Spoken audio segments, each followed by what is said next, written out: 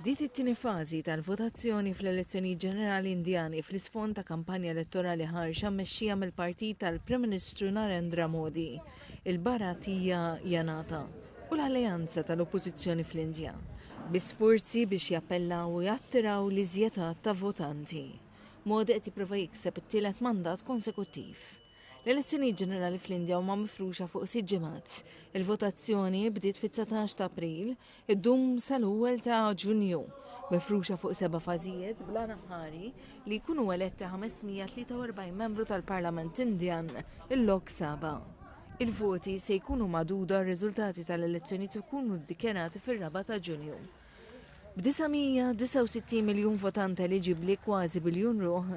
Dawn l-elezzjonijiet li huma l-akbar elezzjonijiet demokratiċi fid-dinja ser ikunu l-iżjed numerużi fl-istorja bil-votanti mifruxa fuq 88 kostitwenza fi 13 statu territorju: Kerala, Karnataka, Rajasthan, Uttar Pradesh, Maharashtra, Madhya Pradesh, Assam, Bihar, West Bengal, Chhattisgarh, Jammu u Kashmir, Manipur u Tripura. Il-kundizzjonijiet tal-votanti huma ħorox bi kjujiet f'xemx tiżreġ. Fost il-votanti hemm 18 miljun votant li ser jivvotaw għall-ewwel darba u għandhom bejn 18 sena u 23 sena. Hi, my name is Yashraj Singh and I'm 22 years old and I'm a student and I'll be voting for the first time. My name is Manya. I'm 20 years old. I'm a social media influencer and a first-time voter. Il-koll għandhom aspirazzjonijiet ħolmu xewqat li jagħmlu affett bil-vot tagħhom. Fost il-prioritajiet elenkati minn diversi nisa li ser jivvotaw għall-ewwel darba, hemm it-titjib fis-sigurtà nisa u l-ħolqien tal-impjiegi. India is world's most populous country with a huge number of youth population. So they require education as well as they need more job opportunities. Also, we need security and facilities for women as well, as we see girls are facing a lot in these fields. So I think there should be an improvement in that as well. Skont ir-rekords nazzjonali dwar il-kriminalità fl-Indja, medji ta' 88 mara fl-Indja huma stuprati kuljum. ċifri li għan-nisa li ser jivvotaw għall-ewwel darba fissru dawn l-elezzjonijiet bħala opportunità biex ikunu rappreżentati aħjar u biex in-nisa jkunu mħarsa kontra l-vjolenza. Like they should provide more programs regarding education and employment because a lot of youth is now getting educated but still they don't have good jobs. So I believe that the people who are very literate, very experienced and very skilled should get work what they deserve because a lot of youth want to work at good places but they still don't get the opportunity. So I wish that new government will give new opportunities to the students here. L-Indja hija bbażata fuq l-agrikoltura u setturi konnessi mal-bidja li jimpjegaw iżjed minn 50% tal-ħaddiema fl-Indja, skont kif irrappurtat fiċ-ċensiment tal-2011.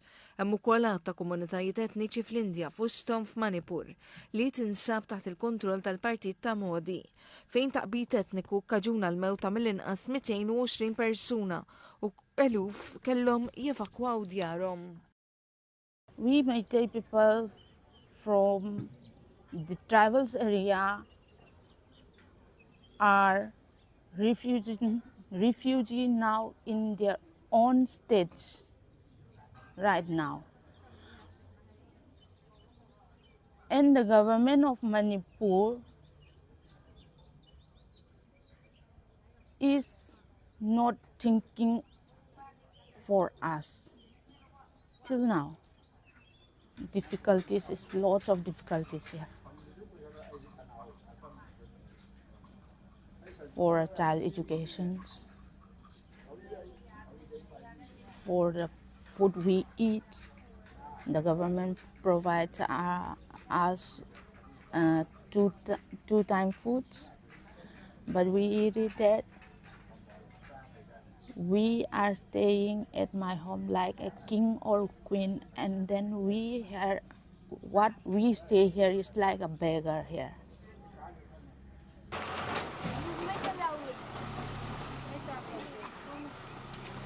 Sometimes I panic and I got up at the middle of the night and I can't sleep. Sometimes when we look back to our village, the house we are burning down with black smokes and we can't sleep.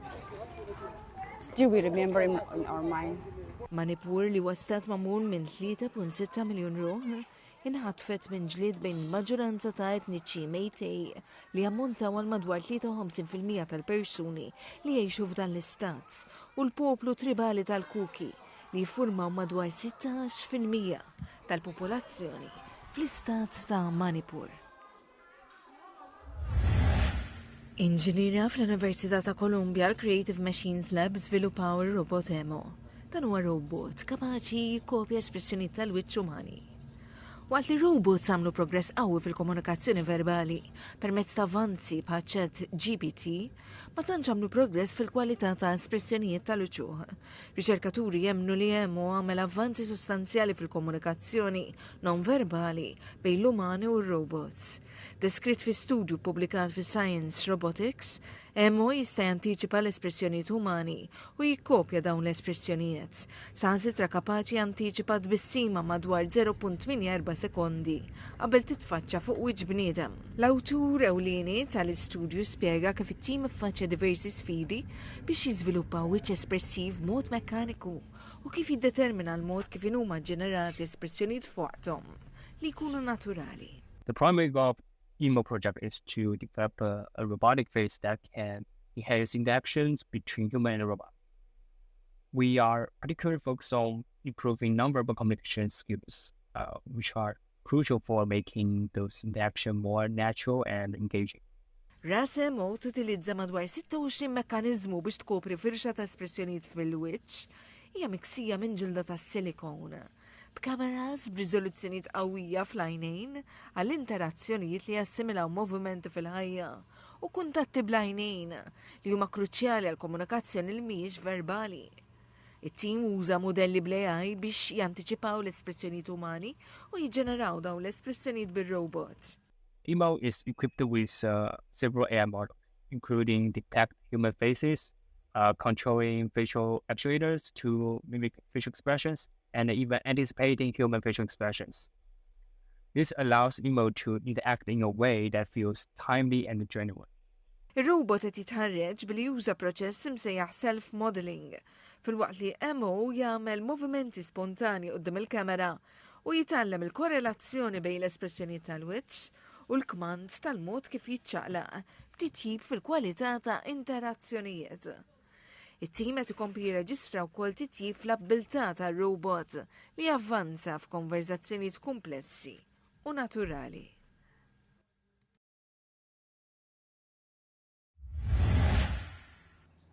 F'Dubai, kumpanija qed tipprova tintroduċi prattiċi sostenibbli fil-ħajja ta' kuljum.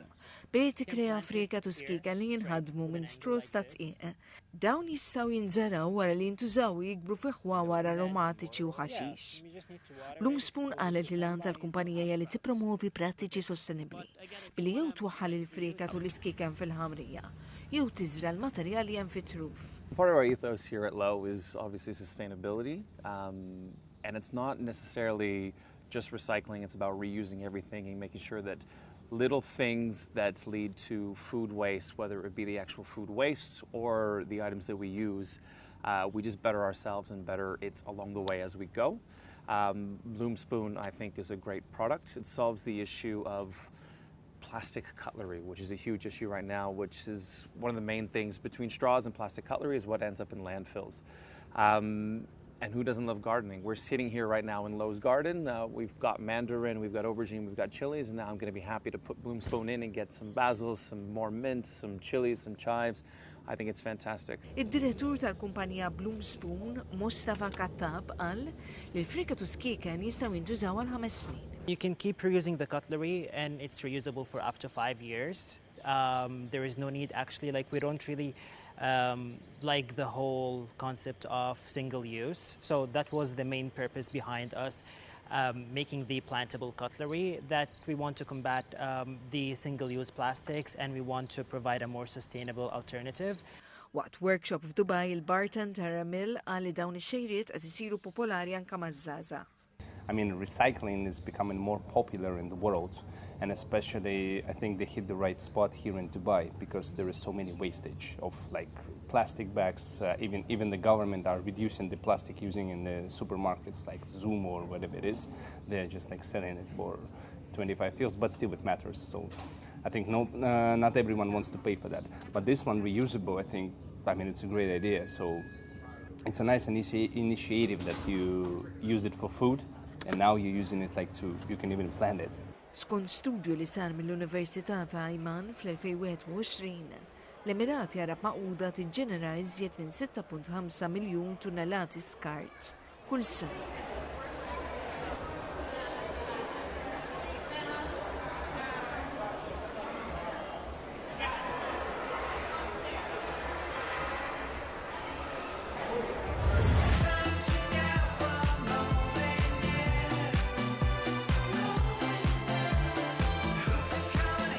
Id-duo Ingliż Pet Shop Boys qalu li l-album il-ġdid tagħhom Nonetheless huwa wieħed mill-albums li żjed melodjużi fil-karriera tagħhom, mifruxa fuq 4 deċenji.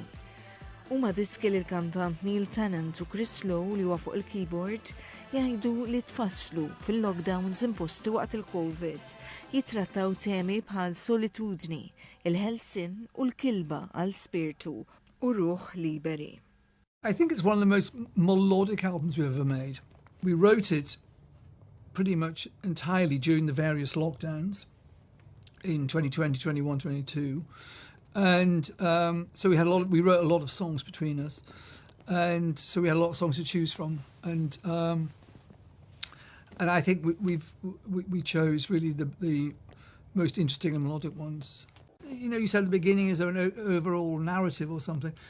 There's not really, but what you do is you enter the world of the Pet Shop Boys. You enter the world of their obsessions and interests and their music, and hopefully you have a good time while you're there. I think the lockdowns must have had some sort of influence because the first song is called Loneliness, and the third song, Why Am I Dancing, is about why am I dancing when I'm so alone. It was true, I did used to dance by myself sometimes. Il-kanzunetta New London Boy tirrifletti dwar l-esperjenzi ta' Tennant meta kien żagħżugħ mar Londra, it-turbulenza li takkumpanja l-adolescenza u l-ispirtu liberu li kellu kilba għalih. Is-sens Bohemian jgħid ukoll mbagħad li d-diska Dancing Star kienet ispirata miż-żeffien Russu Rudolf Nureyev li telaq mill-Unjoni Sovjetika fil-qilla tal-Gwerra l-Birda. You know, in the 60s you could feel the freedom. And I think around the world now in a lot of places we see the freedom being rolled back. And I think we all need to feel the freedom and think about, you know, a great dancer like Nureyev who wanted to feel the freedom. Kanzunetti oħrajn f'dan l-album Nonetheless jitrattaw il-perspettiva tal-bodyguard tal-ex-President Amerikan Donald Trump, Bullet for Narcissus, u diska beku mill-pop music Ġermaniż, The Schlager Hit Parade. But we've always been prolific songwriters. And that's always been the focus of what we do. That's no different now than it was then. That's the focus of what we do, and we enjoy doing it. Il-Pet Shop Boys iffurmaw fl-1981 u ma rilaxxaw il-kanzunetta West End Girls fl-1984 li kisbet popolarità enormi. U x'inhu dak l-ingredient li wassal għas-suċċess tad-duo u r-relazzjoni mużikali ta' iżjed minn 40 sena bejn iż-żewġ mużiċisti. I think we don't really examine it very. You know, neither of us goes to a psychiatrist. So we go with it. I think also, you know, we've shared 40 years of this, more than 40 years actually. There's only the two of us been through it. And we have quite a good sense of humour about it, because a lot of it's quite ridiculous, you know. And it's, you know, there's only, as I say, it's created a sort of bond, I suppose. Id-duo kisbu wkoll popolarità permezz ta' diski bħal It's a Sin, Heart, Go West, Domino Dancing u Suburbia.